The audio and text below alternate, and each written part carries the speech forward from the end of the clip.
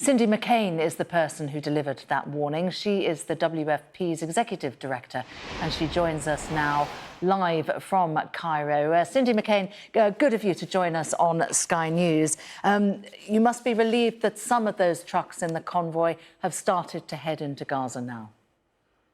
It is a relief, but it is not nearly enough, and we're hoping that this is not the last convoy to go in either.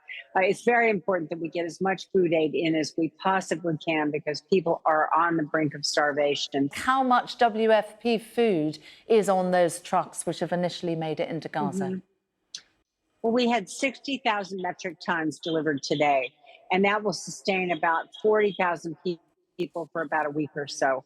It's not very much in the scheme of things, but it certainly is a start. But again, we need to remind the world how important it is that we keep food aid coming in here so that we can avoid famine and so that we can avoid disease as well.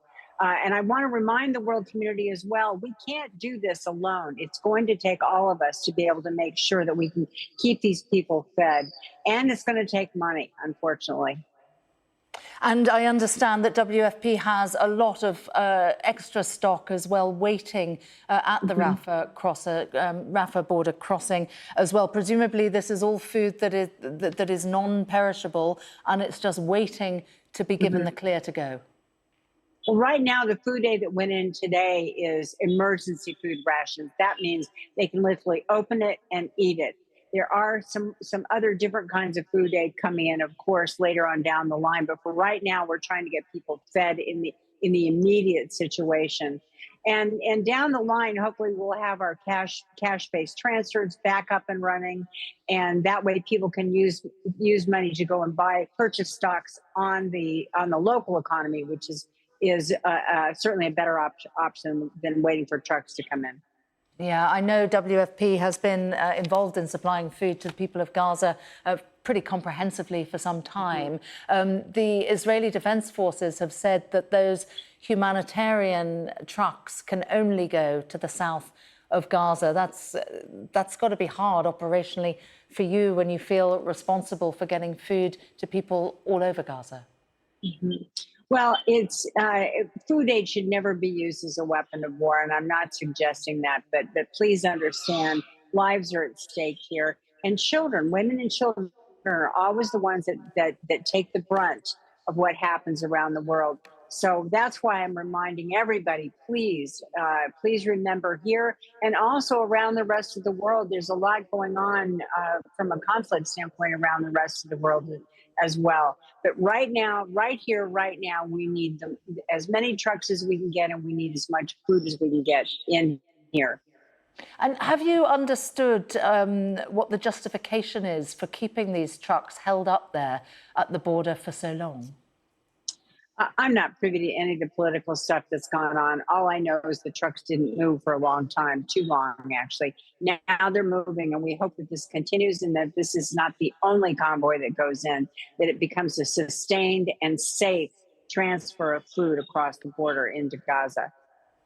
And what sort of precautions can be taken by those involved with the distribution of this food to make sure it doesn't fall into Hamas hands?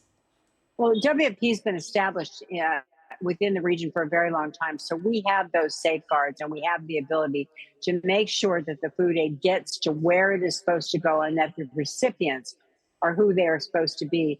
But with that said, this is a war zone and things do happen. So I won't say 100%, but I'll say we're going to do absolutely our very best to make sure it goes to where it's supposed to go. And so we understand food is being permitted to pass into Gaza, water and some medical supplies. No fuel, however. No fuel that I know of, no. OK. And from what you're hearing from people on the ground there, from your people on the ground, give us an idea of the conditions and what is needed most. Well, it's catastrophic. I mean, what's happening is it's terrible, and of course people are now displaced as well as everything else, and so it makes it very difficult to not only feed people, but it makes it very difficult to keep people healthy as well. So we're going to be distributing food in the shelters, and we're going to be distributing food to those around the southern portion of Gaza who are in need. And we're hoping to do that as soon as possible. Do you feel like world leaders have prioritized the humanitarian crisis enough, or has it effectively been held in some way hostage to the broader negotiations about trying to find some kind of peaceful solution? Well, clearly, we believe that food aid should never be used as a weapon, as I stated earlier. I do believe world leaders are beginning to take notice and pay attention to the urgent needs that are right here and around the rest of the world. Food security is national security, and I remind people of that every day. No one wants to leave their homes. When you start talking about depriving people of food or people not having enough food, it complicates the issue completely. And so just want to make sure that people are fed and can feed their children and feed their families along the way.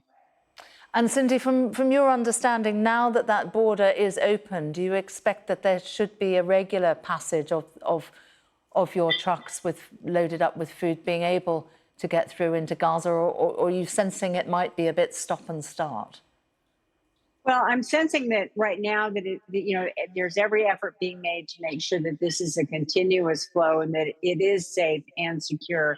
And I guess time will tell as to whether that actually happens or not. But I'm hoping every day that this is exactly what happens, is that we can get back in there and get people fed.